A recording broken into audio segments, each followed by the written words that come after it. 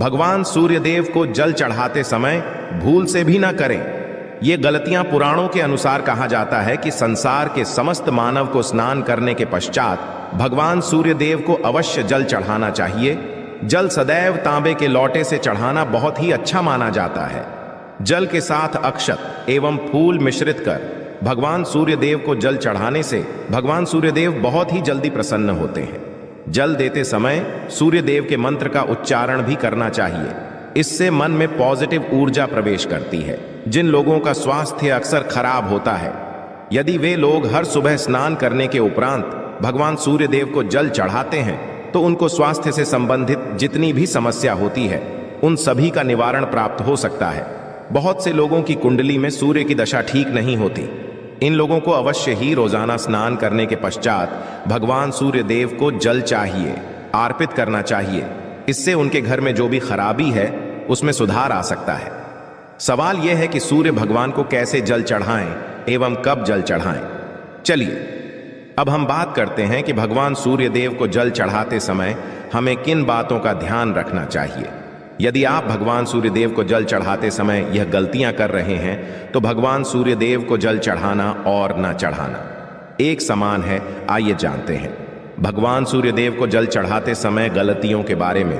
हो सकता है कि इन्हीं गलतियों के कारण आपके रोजाना सूर्यदेव को जल देने से भी आपको किसी भी तरह का कोई लाभ प्राप्त नहीं हो पा रहा है। किंतु दोस्तों, उससे पहले आपसे रिक्वेस्ट करते हैं कि वीडियो को लाइक अवश्य करिएगा, दोस्तों को शेयर कर दीजिएगा और अगर आपने अभी तक चैनल को सब्सक्राइब नहीं किया है तो चैनल को सब्सक्राइब करके बेल आइकॉन अवश्य दबाइएगा। तो सबसे पहली बात, पूर्व की ओर मुख्य रखें। भगवान सूर्यदेव को सदैव पूर्व की मुख रखकर जल चढ़ाना चाहिए। जल चढ़ाते समय उस जल के छींटे आपके पैरों के ऊपर नहीं पड़नी चाहिए। सदैव इस बात का ध्यान रखिए कि जहां से भी आप जल चढ़ा रहे हैं उस स्थान से भगवान सूर्यदेव को देने वाला जल आपके पैर में किसी भी हाल में नहीं गिरना चाहिए। अगर जल चढ़ाते वक्त आपके पैर में जल गिरता है तो ये अच्छी बात नहीं है, क्योंकि इससे सूर्यदेव क्रोधित हो जाते हैं।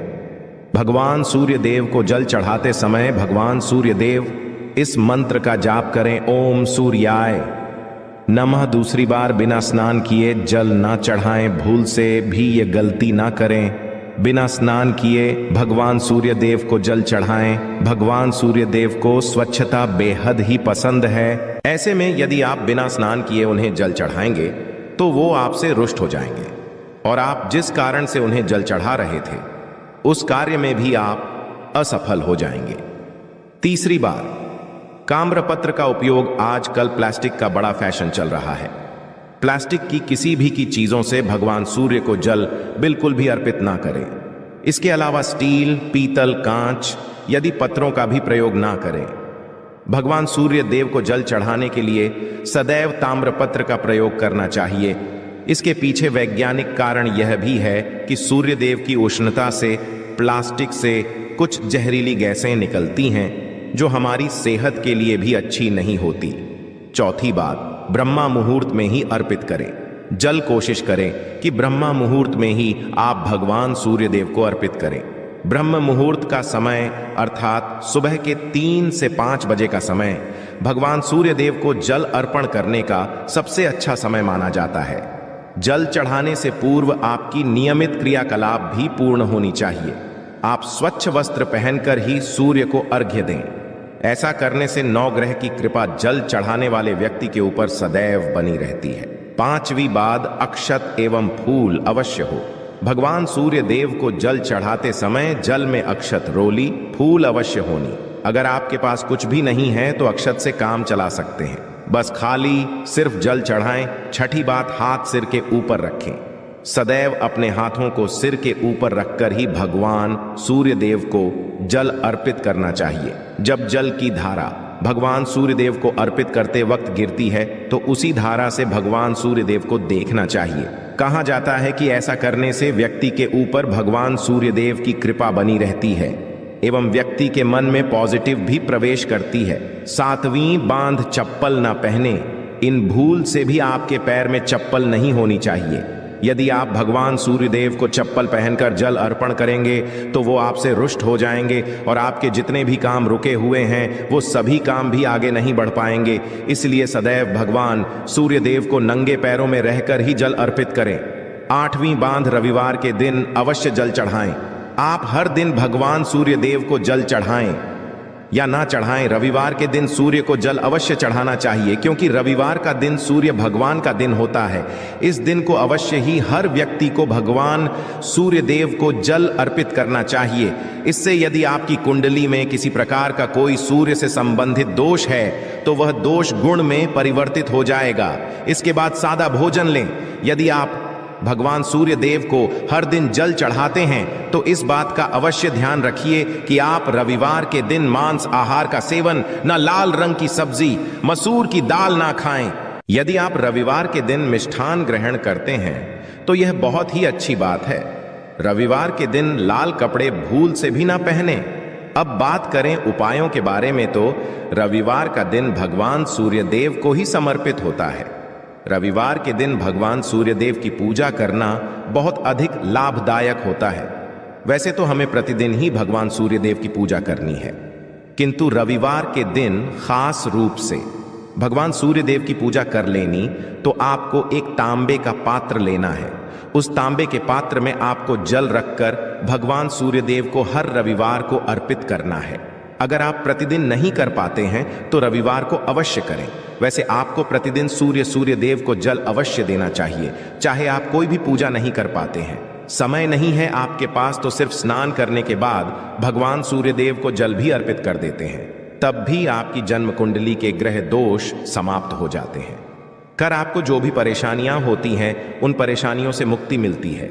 जब आप भगवान सूर्यदेव को जल अर्पित करते हैं, गायत्री मंत्र का जाप करें। गायत्री मंत्र का जप आप यथासंभव कर सकते हैं। अगर आपके पास समय है तो 108 बार कर लीजिए, नहीं तो जितनी देर आप जल दे रहे हैं वहां पर खड़े होकर भगवान सूर्यदेव के सामने 5 मिनट तक कर लीजिए। इससे आपको बहुत लाभ होता है। गायत्री मंत्र का जप करने से, जैसे भगवान सूर्यदेव को अर्पित करते ही समय जब हम गायत्री मंत्र का जप करते हैं तो हमारी नौकरी में अगर कोई बाधा आती है तो वह दूर होती है, नकारात्मक ऊर्जा दूर होती है। कभी बाहर के दिन सुबह जब भगवान सूर्यदेव को अर्घ्य देते हैं तो उसमें थोड़ा सा गुड़ मिला लीजिए। इससे क्या होगा, इससे आपकी सभी कामनाएं पूर्ण होंगी। अगर आप भगवान सूर्यदेव को जल अर्पित करते हैं, उसमें थोड़ा सा गुड़ मिलाकर अर्पित करते हैं तो आपकी सभी कामनाएं पूर्ण हो जाती हैं। भाग्य का साथ बहुत लोगों को नहीं मिलता है। बहुत से लोग कंप्लेंट करते हैं कि हमारा भाग्य हमारा साथ नहीं देता है।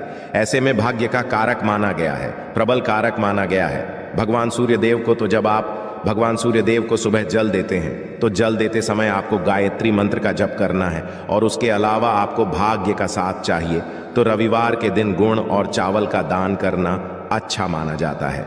गेहूं का दान भी आप कर सकते हैं। गेहूं हुए गुड़ का दान करना बहुत श्रेष्ठ माना जाता है और इसको करने से आपके सभी काम बनने लग जाते हैं। अगर आप यह दान करते हैं तो सूर्यदेव की कृपा से आपके जो काम होते हैं, जो रुके हुए हैं, बनने लग जाते हैं। भाग्य का साथ आपको प्राप्त हो जाता है।